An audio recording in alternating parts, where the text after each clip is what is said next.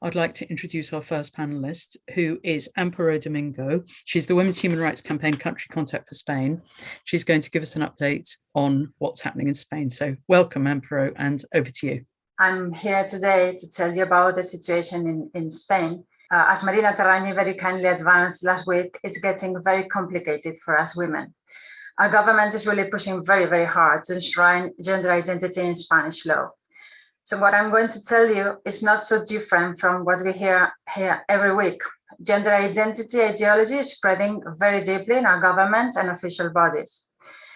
What might be different in our case in Spain is that we feminists are aware of what's going on. We're fighting it and making some noise, so people are starting to wake up and notice the real agenda, which means that not everything is bad news. The upside is that we're creating and enhancing feminist networks. We are connecting with feminists from all over the country and making some noise already.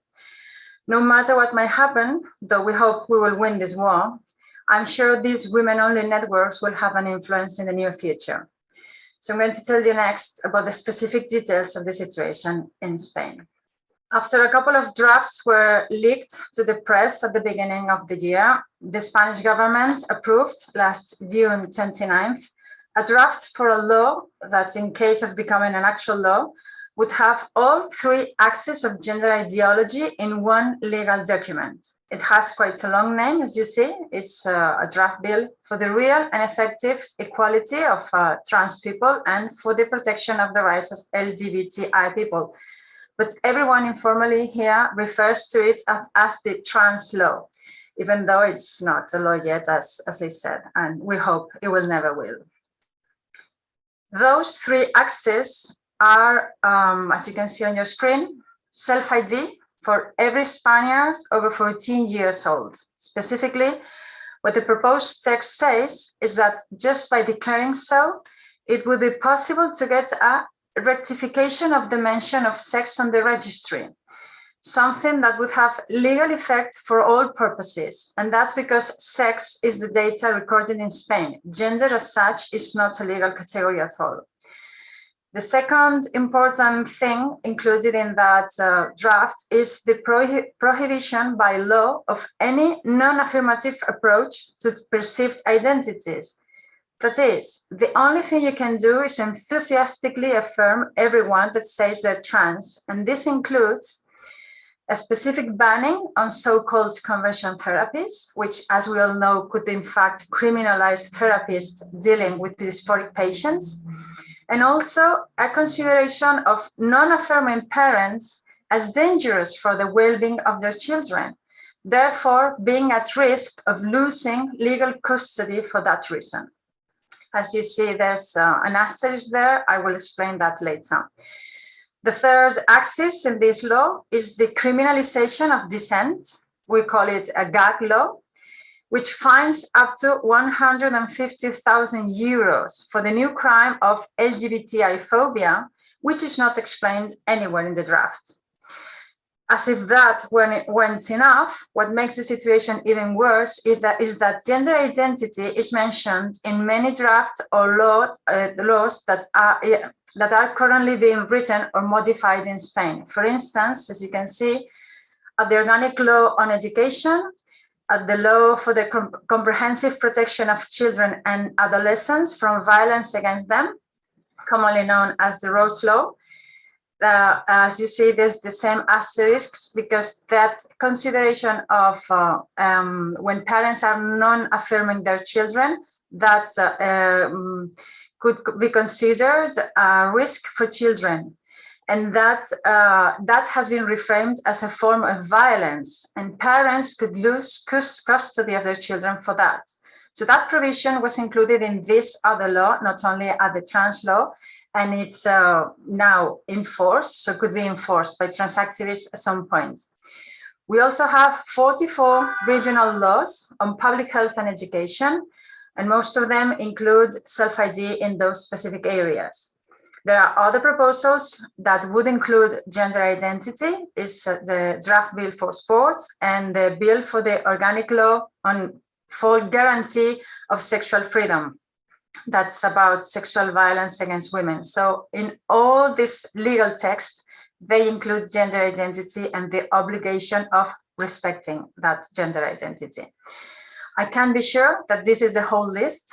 There might be other cases we're not yet aware of, you know, how they work. So now I'm going to show you some of the highlights, so to say, of our work, government and society from 2021. This is something that happened some months ago in March. As we all know, March 8th is an important date for feminists all over the world.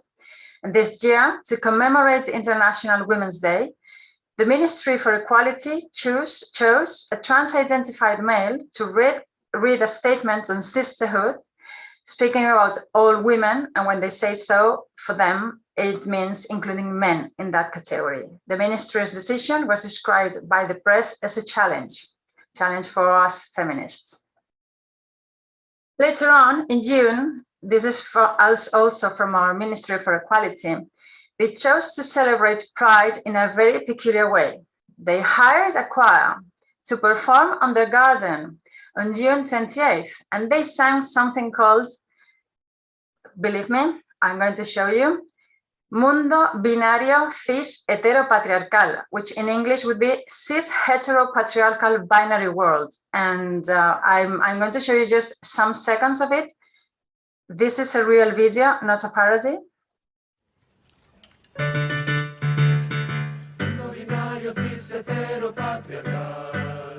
Mundo binario cis heteropatriarcal. Porque sé que demonio significará. Mundo binario cis heteropatriarcal. Mundo binario cis heteropatriarcal. The conservative media said that it was the ministry's new anthem. And really, this thing was paid with taxpayers' money.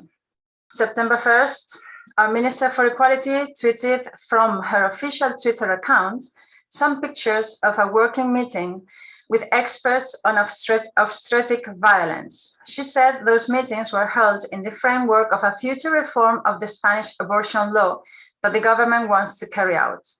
We have to take into account that the official name of that piece of legislation is Organic Law on Sexual and Reproductive Health and the Voluntary Interruption of Pregnancy. So we're quite suspicious about the intentions of the ministry, since, as you can see, Irene Montero was wearing a mask with the trans flag on it for that meeting. And she wore that mask again a month later for the official commemoration of National Day of Spain, October 12th. Just last week, last Friday, November 5th, the Minister for Public Health signed an order to allow all women, and in this case, it's only females, to access assisted reproduction services because some years ago, 2014, the right-wing party in government restricted those services only to straight women who had actual fertility issues. That is, the previous order excluded from these treatments any women that was not in a heterosexual relationship. So now single mothers and lesbians can access those services too, which is good. But the wording of the whole thing reflects the ideological capture of a government because it says it includes trans people who could get pregnant, who of course are women. Meanwhile, that very same Friday, on November 5th, last week, the Minister for Equality, she was chairing an event about the legal gender recognition in Spain, organized in coordination with the Council of Europe. The wording of this roundtable is very interesting because, as I said, gender is not a legal category in Spain, only biological sex is recorded. So they're trying to move probably to the recognition of gender because they haven't been able to include non-binary people in the aforementioned draft for the trans law, something that is of a great concern to trans activists. So they discussed this thing that they were not able to include the non-binary people in this roundtable, and where you can see they had the president of our organization of non-binaries with the minister. It's impossible to tell what sex this person is, as you see. And there were other trans activists in that event, but I'm going to highlight Marina Echevarria, who's now on the screen, because of his intervention as the president of the LGBTI Participation Council. That's an advisory body created by the ministry to give these trans activists an official voice in public matters, such as the creation of new regulations or guidelines from our government. Echevarria, it's AGP, married, father of 2, which means that now a straight male is the president of the Spanish LGBTI Participation Council. We're about to finish this part of the presentation with a look at the mass media. Left-wing leaning media have completely capitulated to gender ideology. Outlets like El Diario, La Marea, El Salto Diario, Contexto, all of them have become trans activists themselves and are very partial in their articles about this issue, very clearly favoring the woke approach. The examples I'm going to show you, this and next slide, are from a very big communication group, Grupo Prisa, which traditionally has been considered very close to the Socialist Party and are quite influential in left-wing Spanish people. This first example is from a very important progressive radio network, Cadena SER, who invited a trans-identified male as a part of their celebration of International Women's Day last March. This is a male in his 50s, he's clearly AGP as well, who transitioned 5 years ago after a very successful career in the corporate world and who now wants to be a champion for women's rights at the end, a champion for the advancement of women in business, all that by substituting us, which makes no sense at all. The second example is from the newspaper El Pais, a very big name, not only in Spain, but also in Latin America. And this is from their fashion supplement Es Moda. They wanted to celebrate the 10 years of the launch of the Occupy movement, which was the seed from which the woke party Podemos arose. And they gathered 8 women for this piece. I should say 8 women. You'll see that I drew some arrows in the picture, and I guess you can guess why. Sorry. The article is really something because it's full of lies. But in order to be brief, I want to focus on this remarkable picture where they've included 4 males and 4 females. You can know who the males are by the arrows. So El Pais are so down with the mantra, trans women are women, that they didn't dare to have an article on women with just women. So they had to include men. But not only that, women couldn't be the majority of the women in the article. So they've reached a very weird new idea of parity. So they had as many men as women in that article about women. I think this is mind-blowing. Some final thoughts on this picture. As you might notice, only men look straight into the camera. Women don't. So many other things happened this year, but I think these examples come since they come from the sources of power and legislation and as sources of public opinion. They seemed illustrative enough for you to get an idea of the current atmosphere here. But I don't want to depress you. I told you there's an upside to this story. The situation is very serious, as you can see, but it's not desperate. We still hope we can turn the tide. So that here there are some good news from Spain. Though not as frequent nor ubiquitous as the presence of trans activists in media, some are beginning to pay attention to the transitioners.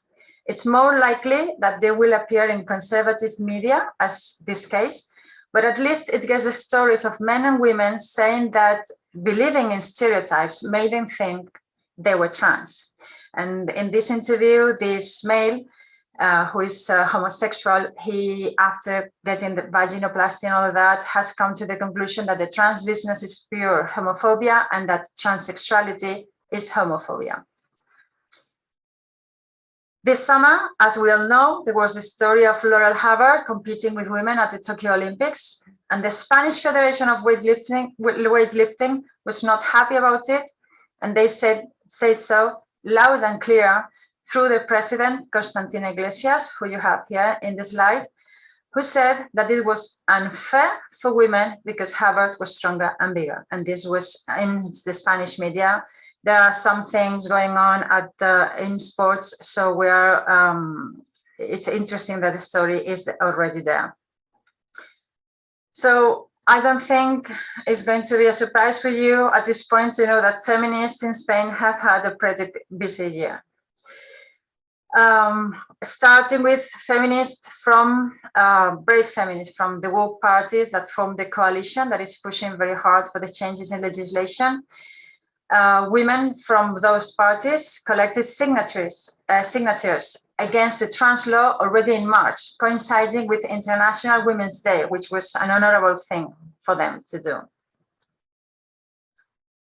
Then, some weeks ago, feminists inside one of the two main workers' unions in Spain won an incredible victory inside that union when they prevented the endorsement of self-ID policies and made the union agree to learn about the impact of those policies on women's rights and equality policies. It was a great moment from them and a lighthouse for other women in other unions. As I've said at the beginning of this presentation, we feminists have been making some noise too. Women Human Rights Campaign is a proud member of Confluencia Movimiento Feminista, with whom we organized June 26 rallies in 20 cities all over Spain to voice our opposition to the draft bill. We were featured in some media, which started visibilizing our position for a wider audience. This picture here, this is Barcelona, this picture is Madrid, and this at the left is Valencia. And some weeks ago, last month, there was a demonstration in Madrid, which we didn't organize, which is good too, because it means we're growing in numbers. And this demonstration was against the neoliberal agenda for government, but there were a great number of women protesting against trans law as well. There was this funny banner that you see here at the bottom of the slide. It went viral. It said, "I don't care about your pronouns, Manolo." And that inspired all sorts of memes like this one you have at the bottom right of the slide, which is something someone made up with the slogan, "Manolo's rights are human rights."